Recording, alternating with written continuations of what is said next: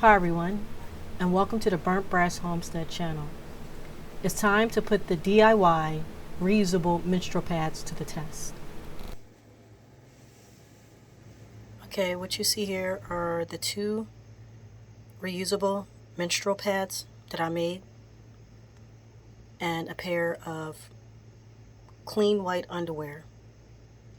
And I chose white so that we can see if there's absolutely any leak. We should see it on the underwear, and these underwear are model only. These are not underwears that are used. So this is just for the purposes of this test.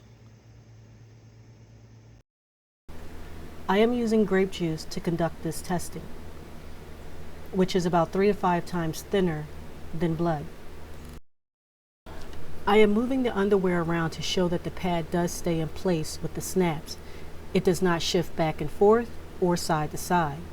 There is no adhesive on the back of the pad, so the front and the back will flap as I move it.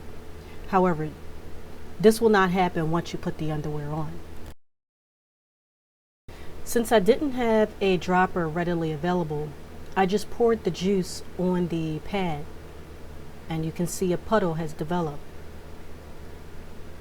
So the pad didn't absorb the liquid right away. Now keep in mind that this grape juice is 3 to 5 times thinner than blood. Not only that, the menstrual fluid contains a mixture of mucus, uterine tissue, and blood. I am pressing the liquid into the pad. 1, to simulate our body pressure against the pad, and 2, because I poured too much at once. And the liquid is much thinner, again, than the fluid from your menstrual. Typically, a female loses between 30 and 50 milliliters of fluid during their monthly period, and that's over the course of 3 to 8 days. With that said, I probably poured about 2 hours worth of menstrual fluid into the pad within the first 5 seconds, and then I followed that up by pouring another 36 to 48 hours worth of fluid over the span of the next 3 minutes. All in all, I poured a total of 15 milliliters, which is about half of the fluid lost in the duration of a person's menstrual cycle.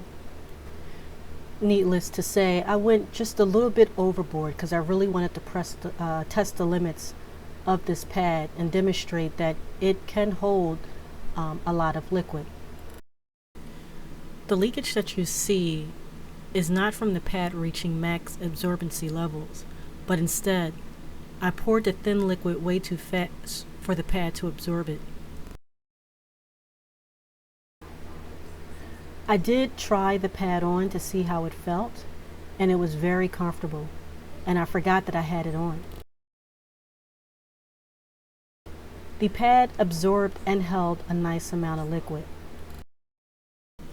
Here I am turning the pad over and shaking it just to show that it does not leak. I washed the pad using detergent and water, and I squeezed the excess water out. I did not twist as to not damage the pool, and it only took a couple hours for the pad to air dry. Overall, I was pleased with this little project. I intend on making a few more pads in the event that I need to use them. And how comfortable they felt. I just may switch from disposable pads to reusable pads.